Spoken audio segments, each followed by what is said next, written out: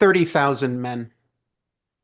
30,000 men so feared that they received an entry in the grievances section of the Declaration of Independence. So obviously foreign that they became the scapegoat for every war crime committed in an 8-year conflict. So quickly rendered into legend and nightmare that their own captors were surprised by their humanity. 30,000 men who, along with their women and children, have rarely been given the historiographical attention they deserve because they had the temerity to speak and write in a different language.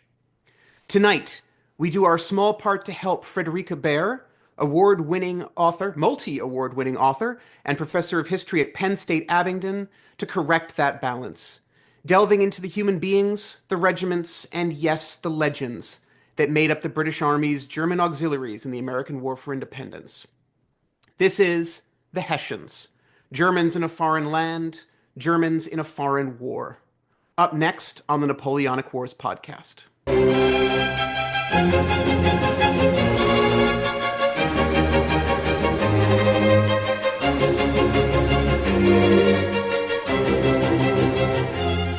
Hello and welcome to the Napoleonic Wars podcast, which is frankly living up to its name less and less as we delve into the American War for Independence in honor of its 250th anniversary. This time, however, to Zach White's relief, we are at least talking about Europeans. Germans, to be precise. And to do that, we're continuing our tradition of inviting Society of the Cincinnati Prize winners onto the podcast. Tonight, we're joined by Friedericke Baer, professor of history and division head of arts and humanities at Penn State Abingdon. She is the author of The Trial of Friederike Baer, Language, Patriotism, and Citizenship in Philadelphia's German Community, 1790 to 1830, which was published by New York University Press in 2008. And most recently, Hessians, German Soldiers in the American Revolutionary War, which was published by Oxford University Press in 2022, and which subsequently won both the 2023 Society of the Cincinnati Prize and the American Revolution Roundtable of Philadelphia's Book of the Year Award, and was one of only 2 honorable mentions for the inaugural American Battlefield Trust Prize for History. Friedericke, thank you so much for joining us, and welcome to the podcast. Thank you so much for having me. And Zach, how are you doing today? Oh, hello. Am I allowed to speak at this point? Can we just note how the Beau here has not only taken the sexy intro, he's also decided that he's just going to go with the post credits intro as well. So thank you so much for allowing me to speak on this show. Excited because I think I can squeeze a discipline question in here somewhere, as is my way. But also, I noted how in the briefing before, because we did like a whole 10-minute briefing before we came on it, we were prepared for this one. We were professional. It's a whole new regime that we're entering now. I did get a brief that said from Luke, I've only got 2 hours to record this thing. Don't go down too many darn rabbit holes because I need to be elsewhere. And where he needs to be is at his theatrical club, and he is dressed absolutely as the Beau that you know and love, folks. Very, very sartorially elegant, I must say. I am approving of the waistcoat and tie combination. It works for you. Thank you. But I am miffed that I'm not allowed to spend the next 4 hours grilling our delightful guest on everything to do with the Hessians. Well, I mean, look, if it gets to the point, and this has happened before, right? We've done an hour and a half and we've done 3 questions. We just have to ask her very nicely to come back. 2 questions, fair. man. 2 Fair, questions fair. in an hour and a half. What are you on about? And we'll ask her very nicely to come back. And if she's lost all sense of self-preservation, she will agree. And we can keep going. But for now, do you want to kick off or shall I, Zach? Tell you what, we are 4 minutes in and we haven't asked a question. So let me actually get on with this business of podcasting and start with the really fundamental basics. Not least because, as Luke alluded to in the start, Hessian sort of becomes a catch-all term for anyone who does something that people don't like during this revolution. You know, if some kind of atrocity happens, if some deeply unsavory episode unfolds, it's the Hessians' fault, which therefore means that quite what we mean by Hessian ends up becoming quite blurred. And so I want to sort of drill into that. When we talk about Hessians, who should we be talking about, both in terms of the units, but also the individual soldiers?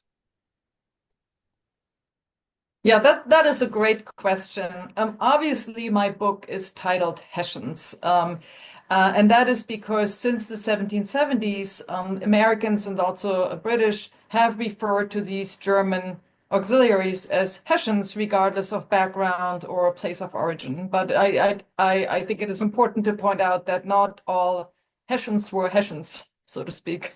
Uh, the majority of them were actually from Hessen-Kassel, and that's why the name was used to describe all of them. But to break it down a little bit, you mentioned, I think, Luke, you mentioned the number 30,000. So we estimate that at least 30,000 German troops were hired by Britain to fight in this war against the American rebels.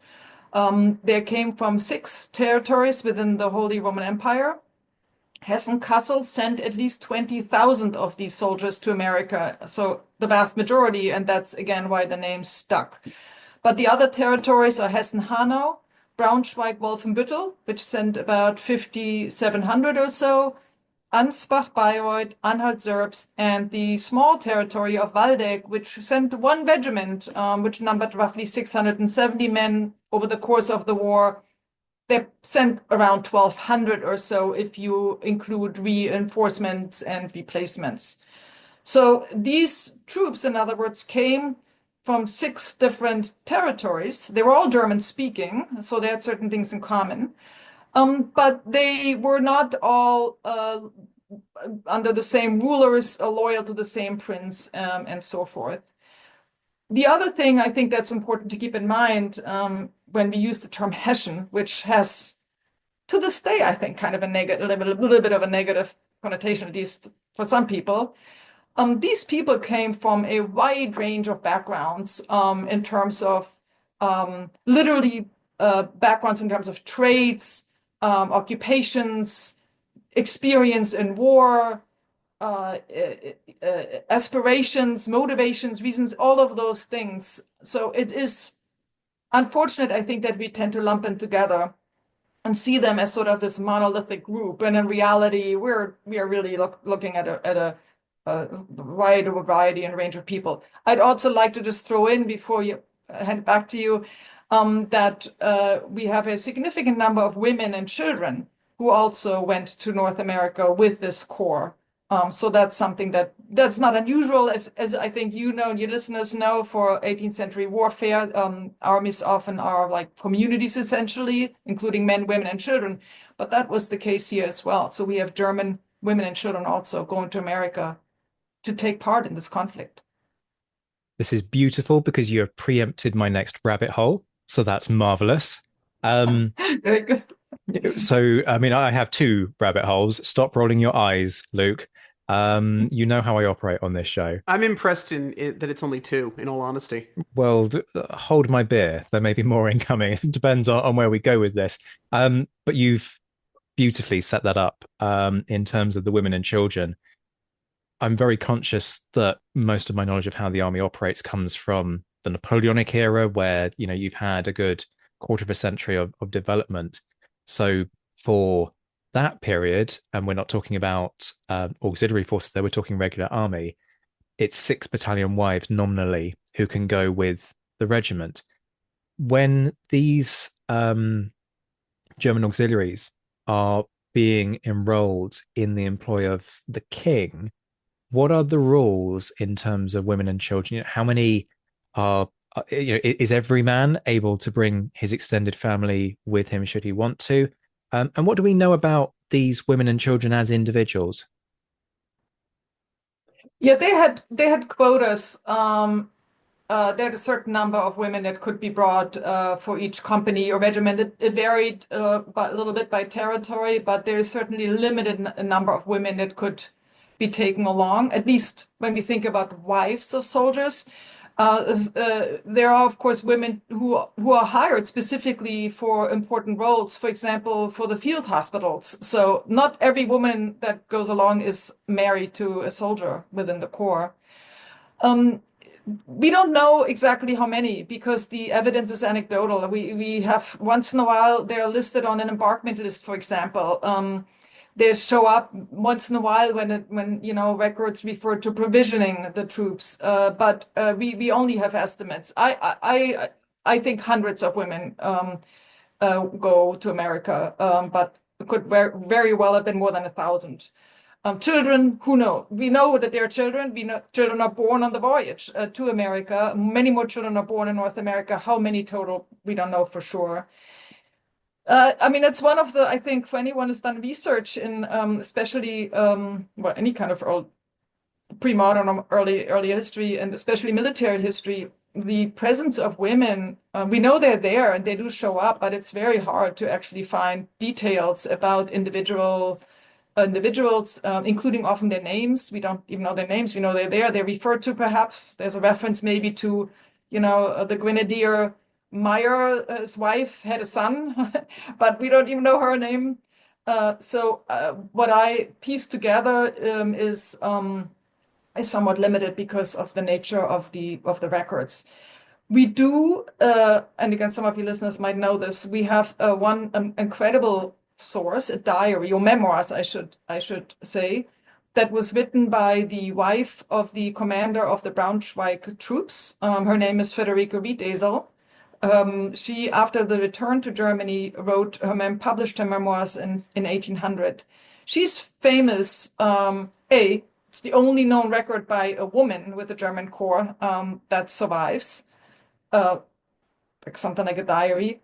But she's also, of course, famous because of what she went through. She followed her husband to North America, arrived in 1777 in Canada, and was part of Burgoyne's campaign. And she did go to America with 3 young daughters, spent the entire war then until 83 in the rebellious colonies and in Canada. So it would be great if we had more sources like this written by women that would shed more light on their experiences. But right now, what we have is sort of anecdotal, somewhat limited. But it's all too often the way, isn't it? The other rabbit hole, being mindful that the Beau's beady eye is upon me, and he wants me to get on with these warrens. You alluded to it in what you said earlier when you were talking about how this wasn't necessarily a unified group, in the sense that you've got groups coming from different regions of the Holy Roman Empire. And off the back of that, I'm inevitably interested about how effectively these different clusters of men is perhaps a dodgy word to use, but we'll use that for want of a better term, kind of work together. And is there a sense of more sort of a pan-German unity amongst these troops? Obviously, in an age where the idea of a German nation state is still, that's to come. We could debate German nationalism for years, but now's not the time to do that. But is there any evidence of these guys coming together and sort of identifying themselves as, look, you might be from Hesse Kassel, I might be from somewhere else, but ultimately we are all German speakers, and therefore sort of coming together around that identity? Or is there actually quite a lot of difference between these different regiments, and do they sort of try and keep themselves to themselves, as it were? Yeah, that's a good question. Sometimes I've heard people mention too, oh, they speak different dialects, they can't really understand each other. No, I think they could understand each other, they could talk to each other, and they clearly recognize each other as being from German-speaking Europe, and in fact having a lot in common. One thing that is important to mention perhaps is when these troops were recruited, or when the treaties were signed, these subsidy treaties were signed, it was very clear that the units would remain together. So in other words, we didn't just hire 30,000 men and sort of mix them up and assign them wherever. These were intact units, usually regiments, but sometimes other configurations. So a Hessen-Kassel soldier may very well have fought in the same battle or alongside, say, a soldier from Waldeck, but they had their own encampments and more or less maintained their own units. They refer to themselves first and foremost as being from their respective territory. Like let's say a diary from a Braunschweig officer will say, we were detached alongside this company of Hessen-Kassel soldiers or something like that. They make the distinctions, but I think, see themselves as having definitely more in common with each other than they have with the British, for example. So there is the sense, I think, that they are German speaking. They also, of course, their place is not the same as the place of a British soldier in this war. Their role is slightly different. So there is this sense, I think, that they have things in common. I wouldn't go so far to talk about some emergence of a national German identity or anything like that. But they use the term Deutschland or Germany and German in their records. So this is not that this term hasn't been invented yet. But first and foremost, there are Braunschweigers or Waldeckers, or they identify very much with their territory. You mentioned the treaties that brought them over, and that sort of brings me on to my next question. We're so used in the Napoleonic Wars to a quarter century of conflict all over Europe, and so you don't blink when you see the Irish Legion fighting alongside Napoleon or the King's German Legion with the British Army. But this is something different here. Why were they there? Can you talk us through Britain's decision to hire German auxiliaries? Yeah, I think it wasn't really that shocking that the British king or the British government would rely on hiring German or foreign troops in this war. Britain had done it for multiple wars going back to the 17th century. So I think there are definitely people in Germany as early as 1775 that predict that will happen, that eventually the British king will turn to some of these territories for support. The British King George III, was not able to raise the sufficient number of troops within Britain or other parts of the British Empire, including, of course, North America. And I think that was clear pretty early on. His commander in North America in 75 said, we need at least 20,000 troops to put down this rebellion. There was a fraction of that in the colonies at the time. It's also pretty clear that he wouldn't be really able to raise a large, like militia, for example, in Britain or in Ireland, places like that.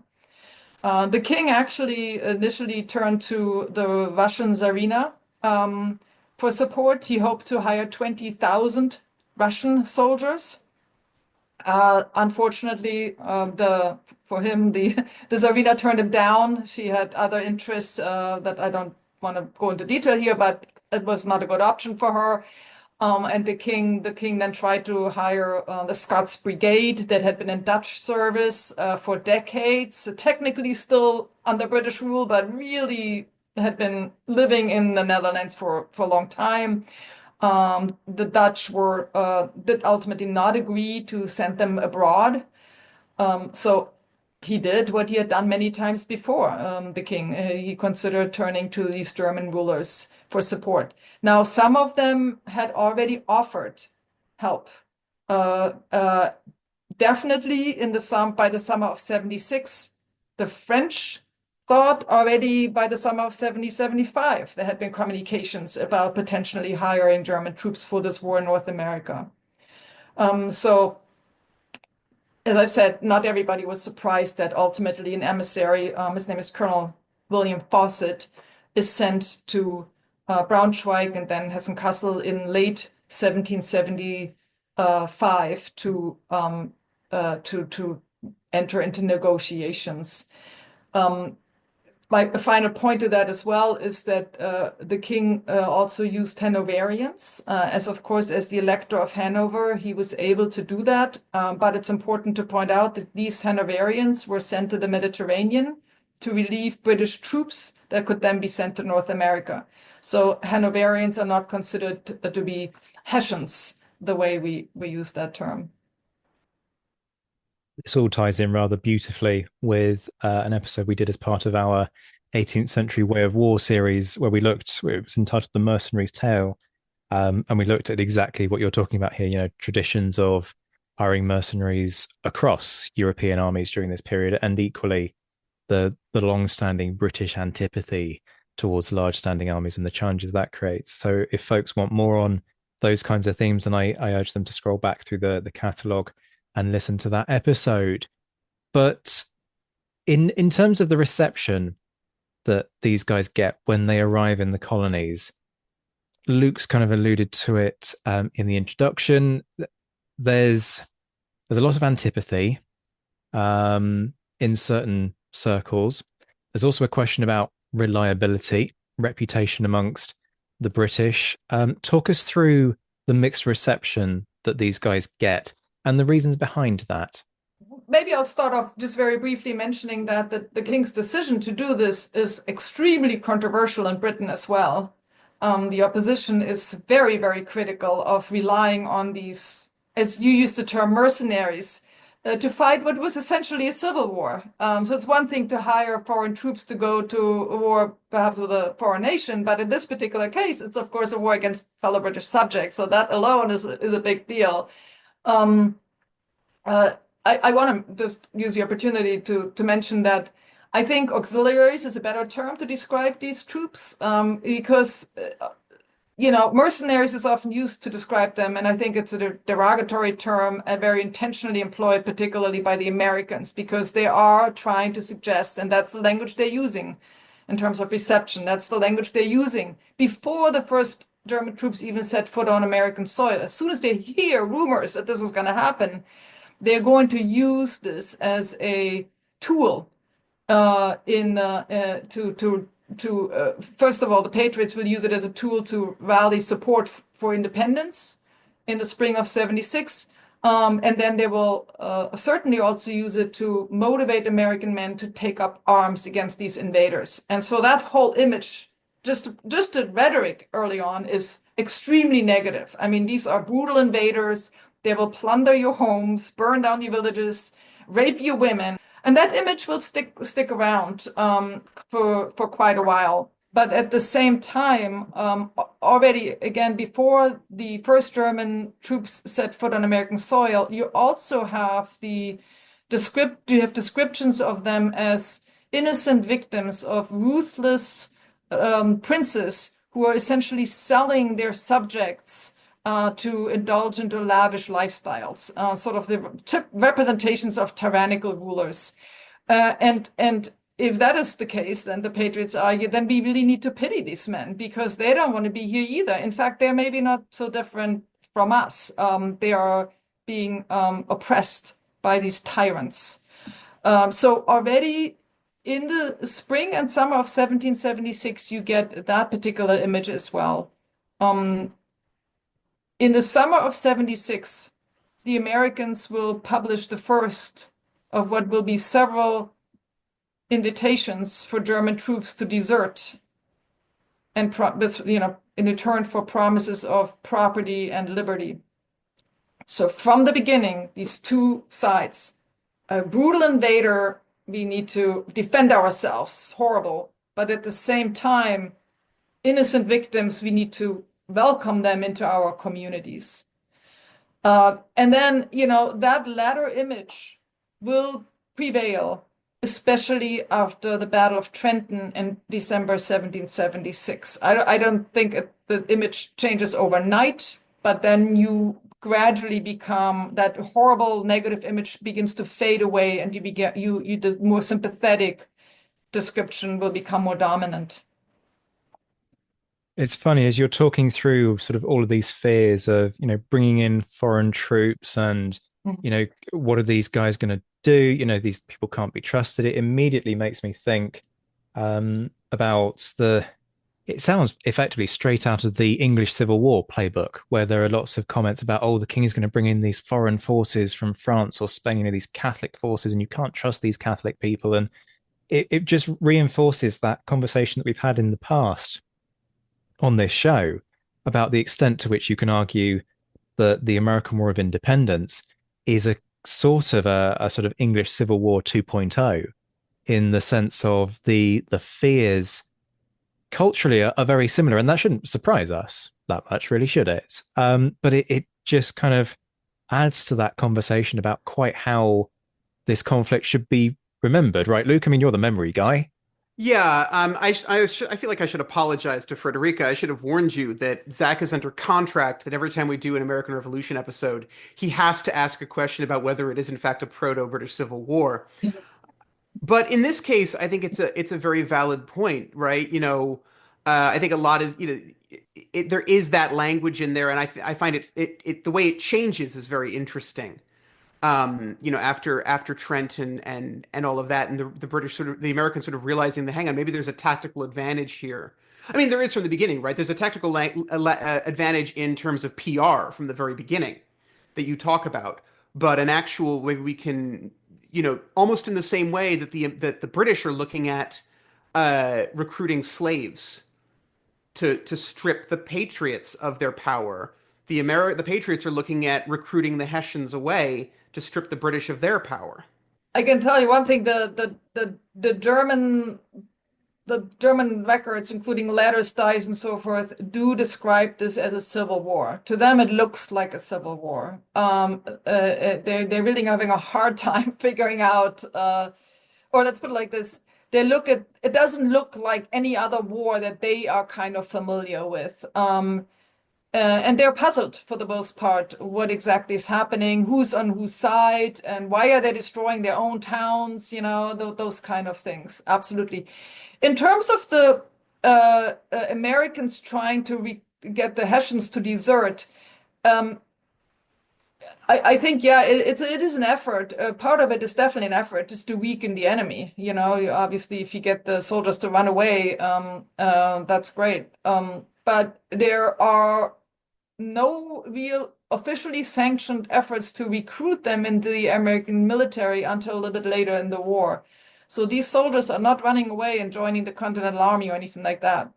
That is not going to happen in any kind of sanctioned effort in terms of the Board of War, George Washington, or the Congress until a little bit later.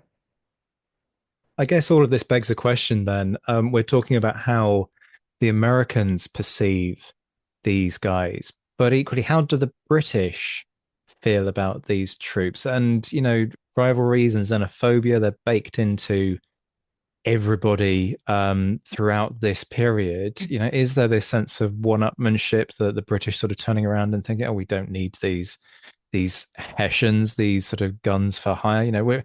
We're the British soldiery. We're the best of the best. All of those kind of tropes that you see in every nationality and every army. Is there some of that underpinning this, or is there a sort of begrudging respect, perhaps, that these guys can fight, and they do a good job and they can be trusted? Where does the balance fall, or is it a mixture of all of these things, as is all too often the case?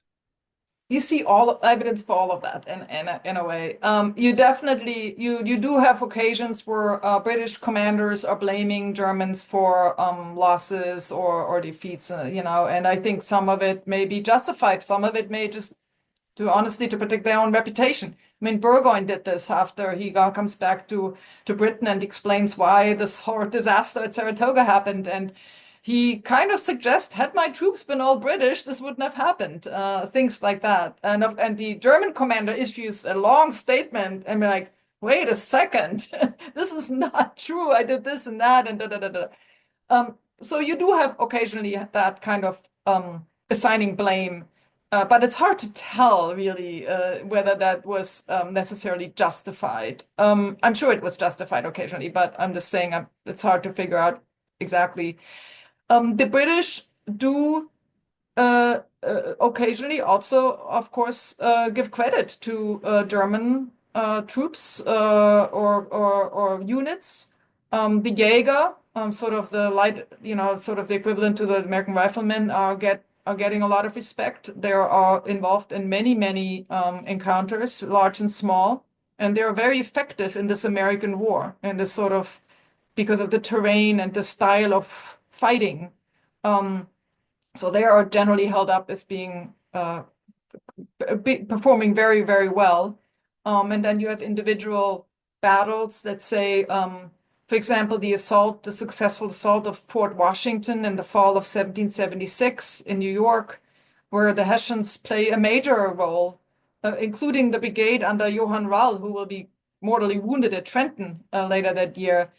The fort was renamed Fort Knyphausen in honor of the commander of the Hessian forces. And that was not a Hessian decision, that was a British decision to do this, to really honor what the Hessians had done in this attack, in this battle.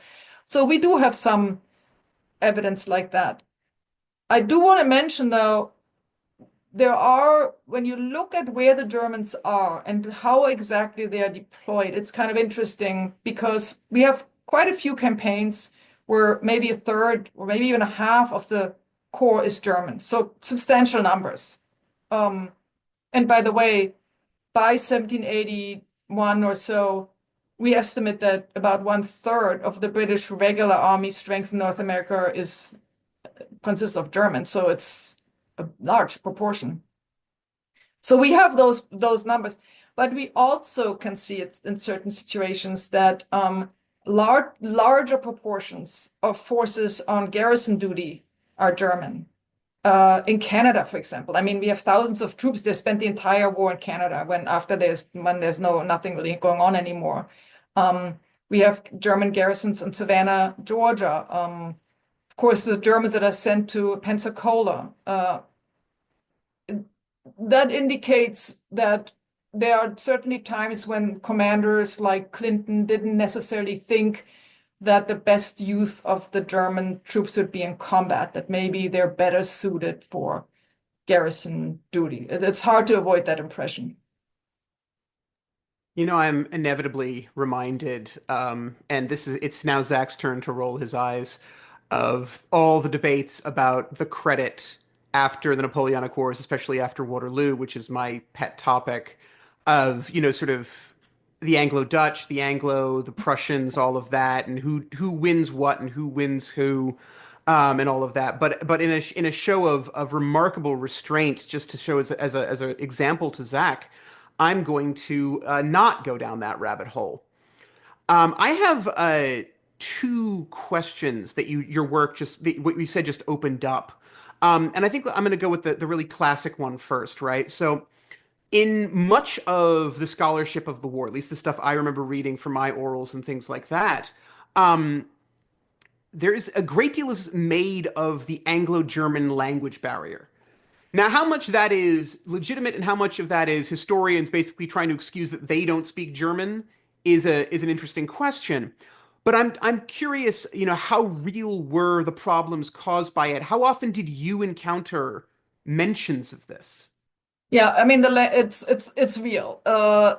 So it is actually quite remarkable how few officers, not to mention rank and file, but how few officers knew English when they go into this war, and how few officers bother to learn English when they knew they were going to serve with the British in an English-speaking continent, essentially.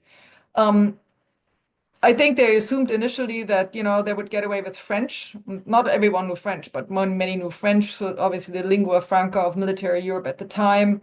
And that they found out very quickly that that would not be the case. That really hindered communication with fellow soldiers, English-speaking soldiers, their commanders. No matter, with one or two exceptions, maybe also worth mentioning, the British troops were always under the command of a British commander. So the British called the shots, ultimately, is my point. So that means it's not like a German regiment went on of its own and made their own decisions. It's a British commander, of course, who makes the decisions. And some some German officers on the voyage to America acquired some books. They write in their diaries, I learned English some English by speaking with the crew or the captain. So some of them are forward-looking and they're like, oh, this might be useful, once I'm in North America. But then in North America, it is really quite noticeable how often officers complain that they have trouble understanding commands. They have to rely on translators. They say that their men are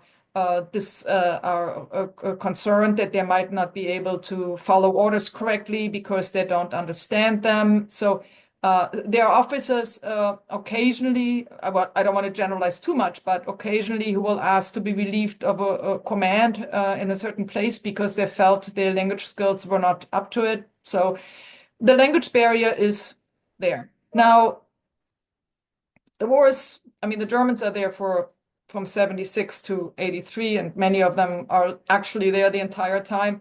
Obviously, over the course of the war, they will learn some language, and this will all improve. I don't think that ultimately that all of this may have been annoying and frustrating. I don't think it had a really significant impact, to be honest, on how these troops performed or to what extent they were able to carry out orders and all of that. And the second side of this, which you mentioned, right, that the use of these soldiers, these auxiliaries, as garrison troops, basically, and sort of whether that's to to avoid the language barrier, whether that's to keep the glory in the hands of the British, or it's just a simple case of the general going, I don't know these troops, I don't know how they're going to fight, let's put them in the back. I'm curious how the the civilians in these garrison towns, whether it's Quebec and Montreal, or whether it's an occupied New York and Savannah, respond to these Hessians, because on one side you've got that sort of right that bugbear nightmare of these were the most brutal troops in North America, and every time there's a war crime, it's associated with them. We'll blame them. But at the other hand, they don't have the inherent hatred and bias of that Civil War .5 that Zach talks about. So in a way, they might be the better troops to do this. Well, the places where they're like New York or New York or places like even during the occupation of Philadelphia, later Charleston, Savannah. I mean, some of these places, once the British arrive, I think it's important to keep in mind that they've pretty much been emptied of, rebels. In other words, the people that are there are quite happy to see them. They are loyalists or neutral. They don't really care that much. And they may not have had either way much of a problem with the presence of these troops. In some cases, I think many of these people were relieved to see the British and the Hessians survive because they had been a victim of American atrocities and violence and plundering, and the Americans plundering their own people quite extensively. So I think it depends a little bit um, on the context and where exactly they are. Now in Canada, there are certainly some Canadians that are somewhat sympathetic to the American cause, and I think there is a greater sense of the British or Hessians being an occupying force. And in some cases, sometimes Hessians are sent into villages to make sure that the local militia is not doing anything anti-British. And that, of course, doesn't necessarily endear them to the local population. So we see some of that. I should also mention that during the occupation of Philadelphia, obviously that's a region where there are a lot of German Americans. And the German Americans, and the Hessians, the German soldiers love that. It's like, well, this is great. It's like they literally say this is almost like being back in Germany. It's like German food, and there's even a German language newspaper published at the time, a loyalist one, obviously. The German American population is not quite as enthusiastic, regardless of their political persuasion. They do see, like, why are you coming to our communities trying to kill us when you have nothing to do with this war or with us? This is absolutely wrong, and please go back home. So it depends, is I guess a little bit my answer. The local reception depends a little bit on the context. Okay, I'm perplexed by Luke's refusal to indulge in his rabbit hole anymore, and to not pursue his own research questions. But in deference to his self-control, I will abstain from asking a discipline-related question and instead stick with the advertised script. What's come over me, I do not know. Luke looks utterly baffled, although it is, a situation of his creating. Instead, I want to talk about, funnily enough, your research and particularly the sort of fundamentals of what's underpinned this, because you've managed to pull together this remarkable collection of primary sources across both English and German. And off the back of that, I guess it gives you some kind of insights into how individual Hessians kind of thought about this conflict, first of all, that they're being dropped into, but also sort of the idea of the Americas and what that represented.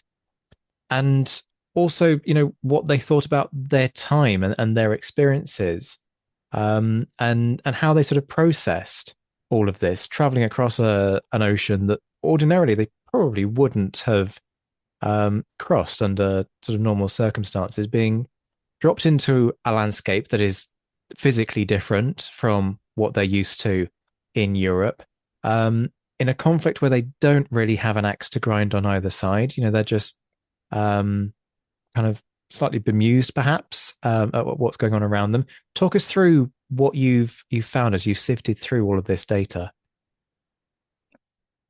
Yeah, but that's really those were the key questions that really drove me when I started on this project, which, by the way, started as a much smaller project and ended up being a big book. But I was very curious, like, what was it like for these soldiers, or these men and women and children?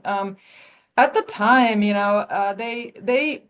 there was very limited information available to sort of the average German-speaking European about the Americas, especially North America. They did not know, in addition, about what the war was about, what kind of conflict exactly they were about to enter. To my knowledge, none of the members of the German Corps had been to North America before. Now, there had been some officers in British service in Britain, but no one had been to America before. So this is new to all of them.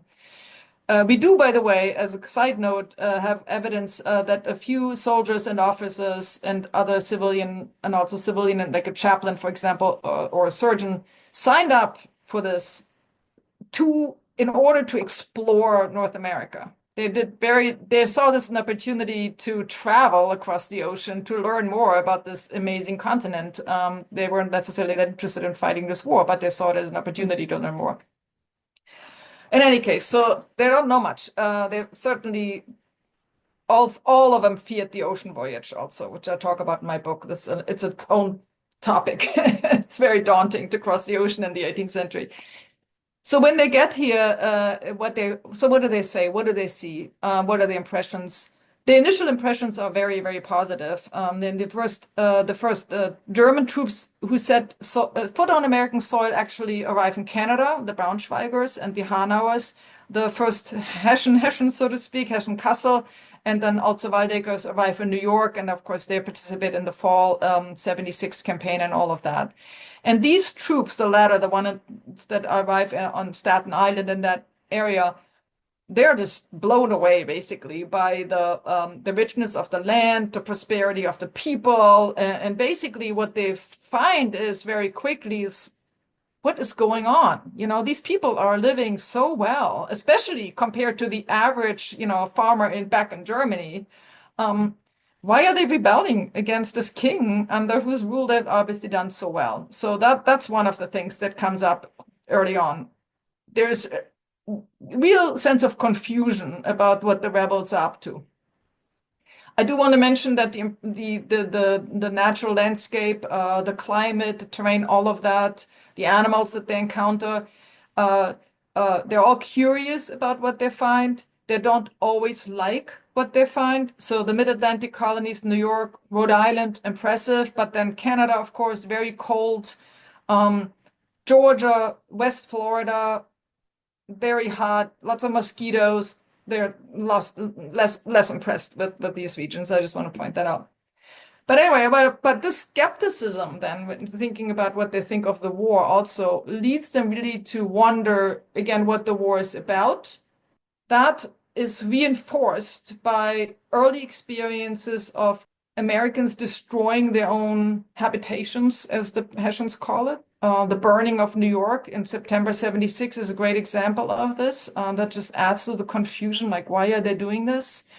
And I want to also mention the prevalence of slavery, of course, throughout all of the rebellious colonies, raises questions about whether these white Americans who look at least very prosperous to the Germans, whether they're perhaps been spoiled and become lazy because Black people are doing the work for them. That's at least how the Hessians describe it. In fact, a chaplain, his name is Friedericke Baer, he writes in a letter home to Kassel, basically, if there was a people that should be yearning for liberty, it would be Black people. I mean, that's his assessment of the situation. So you have the land is impressive. What are the rebels up to? And then another point that I think is important in terms of describing the war is just the style of warfare as well that a lot of these soldiers and officers in particular write about. That to them that really strikes them as very unusual.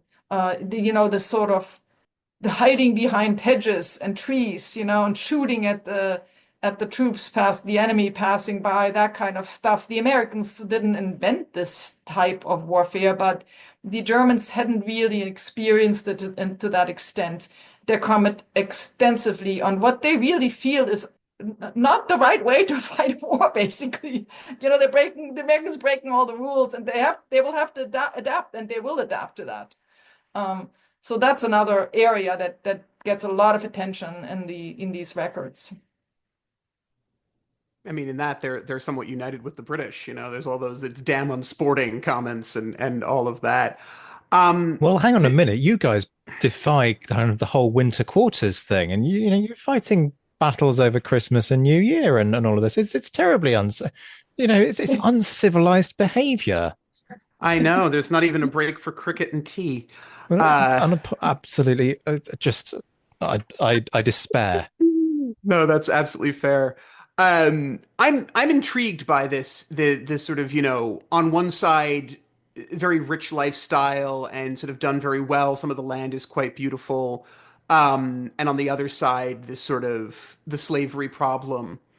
I'm curious what happened to these men.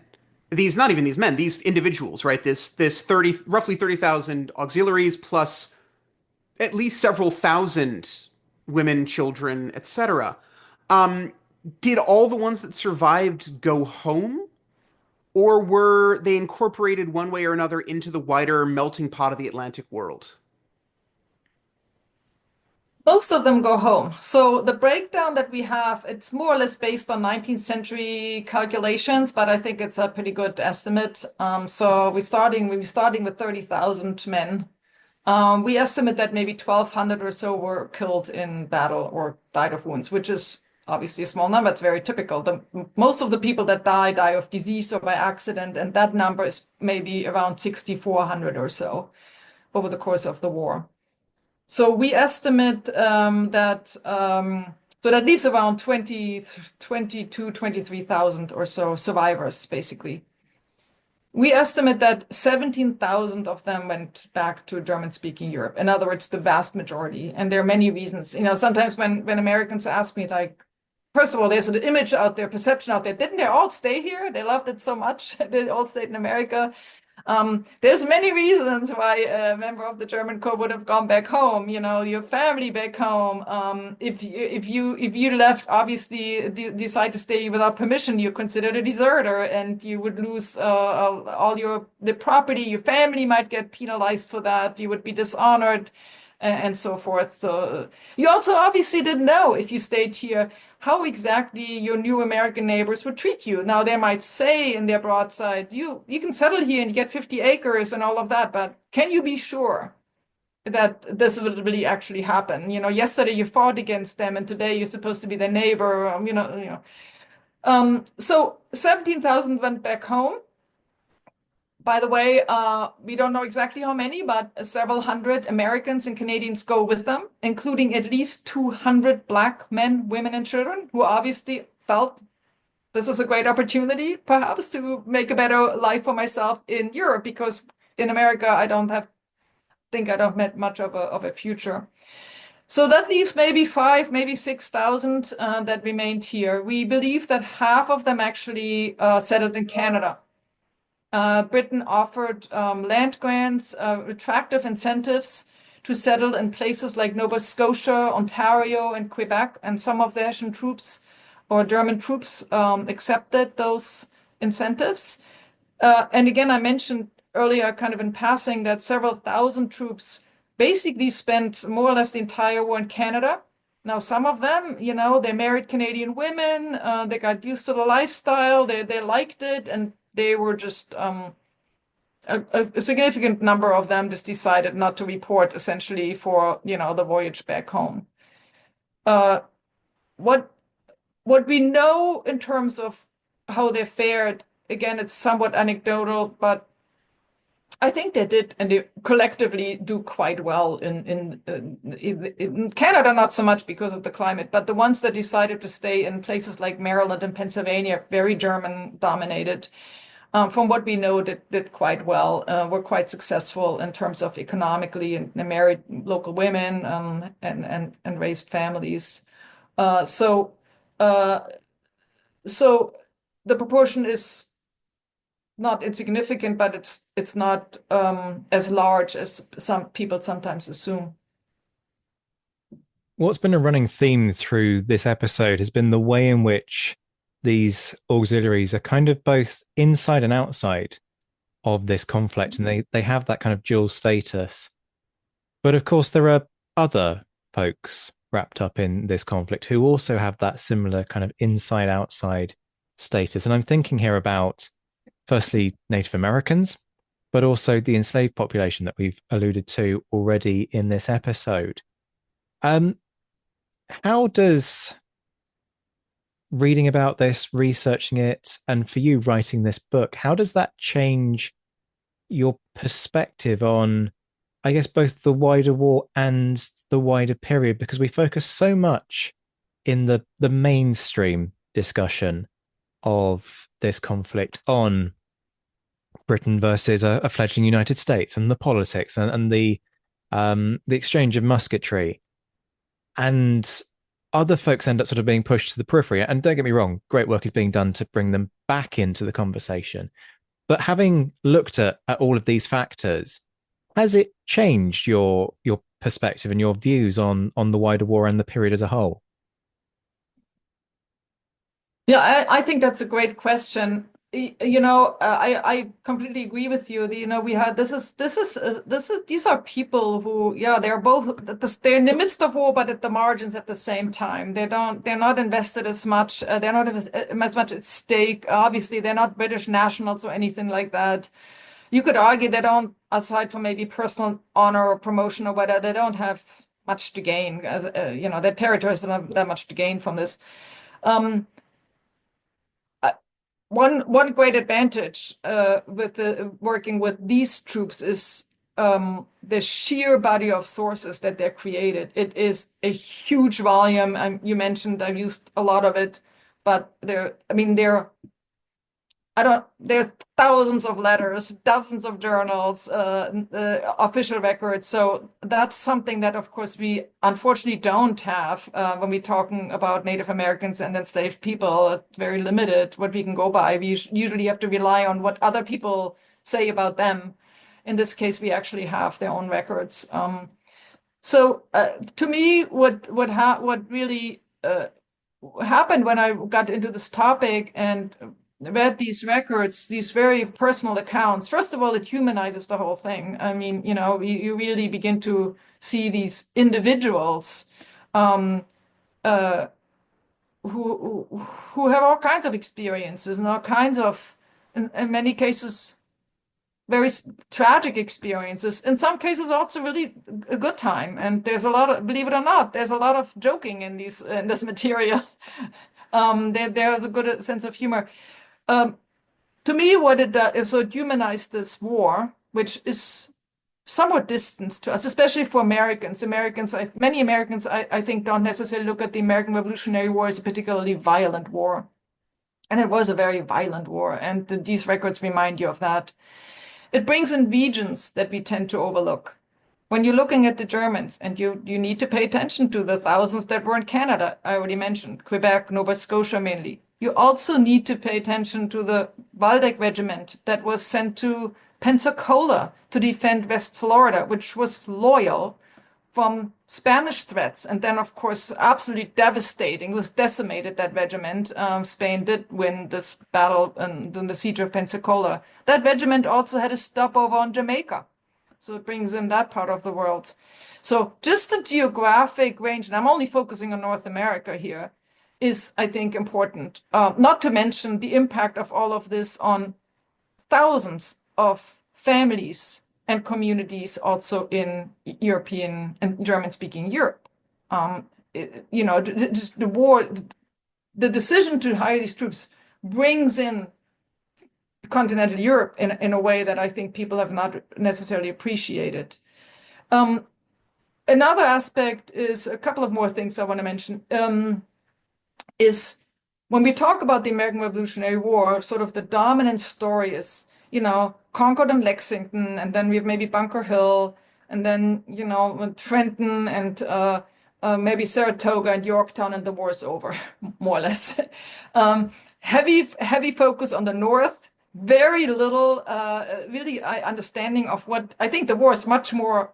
It's longer and more brutal in the southern rebellious colonies. That's something I really gained a greater appreciation for as well. The theater of war and what it means for until 1783. The war is not over with Yorktown. The Germans remind you of that. And then finally, the Germans, when they don't, not all records obviously include long treatises about war and warfare at the British. Letters are opened by the British, so there is always a concern that you can't be too candid, perhaps, but we have enough information that offers perspectives of British strategy, British leadership, the warfare generally, the American military, American troops, that I think it's a fresh perspective of how the war was actually fought and what these troops experienced. So I could go on, but those are, I think, just sort of the central themes to when I went through this material, where I felt that for me personally, it really broadened my understanding of what this conflict was about. Yeah, this is an international global war in which you have the Spaniards slaughtering Germans, and the French invading the Channel Islands, and war in India, as well as all of this. I mean, you've talked so efficiently about this, and we've barely scratched the surface of your source base and of your book. But clearly, you've also been a very good influence, because we've actually managed to get through a full set of questions. Can I just If say, I do not like this development. This is not how we do podcasts on this show. We turn every interview into a two-parter. It takes 7 hours. What are you doing, Luke? Clearly, we're doing something wrong by kind of going through a set of advertised questions. At the risk of offending our guest, I'm going to credit her German efficiency, and say that it's rubbing off on us. Uh, there's an old joke about military historians as well, but one that is palpably false, that they're always, sort of on top of things and keep going. But in Well, I this didn't get case, that memo. no, I know you didn't. I absolutely know you didn't. So, folks, we've barely scratched the surface of this. I read Hessians in preparation for this interview. There's so much more in there. There's an entire chapter on POWs that we didn't even mention, that is well worth it, especially if you were intrigued by our two-parter with Cole Jones earlier in late 2024. And more on occupation if you were intrigued by our one-parter with Benjamin Karp in late 2024. Um, but yes, but honestly, if you want more, really, it Hessians, from Oxford University Press, 2022. It's still available on their website, and if you are lucky enough to have a university connection, it's also available on Oxford Academic. So you can read it there. Friedericke, thank you so very much for joining us and for reminding a Brit and a Yank, admittedly a Yank steeped in the British Isles, that the American War of Independence was in fact a global conflict as well as very possibly a proto-civil war. Well, thank you for having me. That was really fun. Appreciate it. It does occur to me that now I can legitimately refer to this as one of the world wars, which means that in my long category of renaming the American Revolution / War of Independence / English Civil War 2.0 / American Civil War 0.5, what does that make this? World War II, if we This take is the World 7 War years. II. Yeah, Yeah. so this is World War II, if we take the 7 Years' War as the First World War, which then makes the French Revolutionary and Napoleonic Wars World War III. So there's a completely mind-bending and slightly insane thought that frankly I should probably cut from the editing, but we know me. I probably won't. You edit these? Well, I mean, it's a bit like sort of when somebody attempts to dust, and basically sort of it means you sort of wave a duster vaguely in the general direction of a shelf. It That's my spreads the editing dust approach. around. Yeah. Well, fair enough. Well, folks, as we've said, there's more of this sort of thing coming. Perhaps we'll be lucky enough to get Friedericke on again at some point to talk more. But until then, pick up her book, read it, enjoy it, and stay tuned. We've got lots of exciting stuff coming up, including entire episodes, each based on our own personal rabbit holes. We've got Zach on Crime and Punishment. We've got me on the Waterloo Medal. It's gonna be chaos. So keep listening. Please subscribe if you don't. Please leave a review if you haven't. Stay safe and be well. This has been the Napoleonic Wars Pod. We will be back very soon. And yes, that is a threat. Folks, do me a favor. Go and review the show. Do it right now. 5 stars, please, and a comment, crucially. It takes you seconds, but it sends the algorithm wild and catapults us up the rankings. It's the most powerful thing you can do to support the hours of content that we provide for free. Love the show? Never want to miss the latest news? Sign up to our newsletter. The link is in the description, and get regular Napoleonic bulletins direct to your inbox. Looking for a present for the Napoleonicist in your life? We have a shop packed with Napoleonic Wars Pod merch. Check out the link in the description. And did you know you can now gift people subscriptions to the Patreon perks we offer? So, if you want to treat someone to our online course, exclusive Meet the Author sessions, green room access to recordings, and exclusive episodes, head to patreon.com/NapWarsPod to find out more. Much love to all our Patreon supporters who are enjoying a rejuvenated and revitalized offering of perks on Patreon.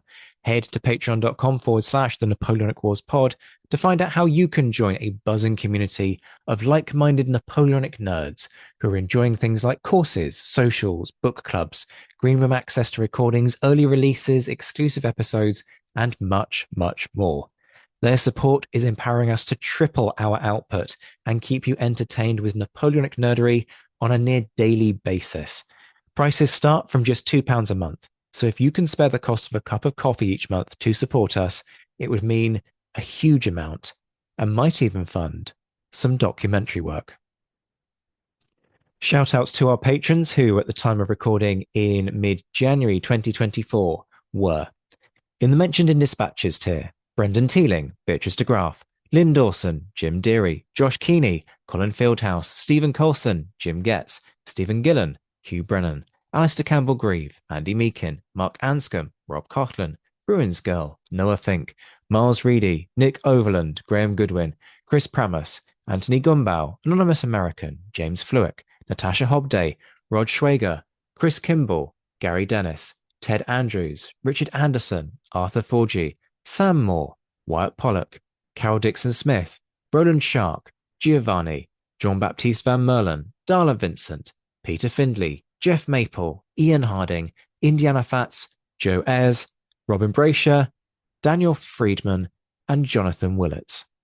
The Admirals: John Haynes, Mike Guest, Rachel Stark, Mark Duckers, David Priest, David Maxwell, Graham Callister, Sean Sullivan, Stephen Ashworth, Kate Walcombe, Clemens Beman, Charles McKay, Reto the Sci-Fi Fan, Tim Day, Jason Moran, and Tim Pritchard. The Chiefs of Staff: Adam Coslin. The Marshals: Ryan Diamond and JC Kaiser. The Legion of Scholars: Dan Hazelwood and Bob Burnham. And in the Crown Yourself tier, Emperor of the First French Empire Todd Campbell, and the Duke of Wellington Laird Campbell. We'll be back very soon, but until then, this has been the Napoleonic Wars Pod. On behalf of myself, Liam, Luke, Josh, and Zoe, take care of yourselves, folks. Stay well. And as always, thank you for listening.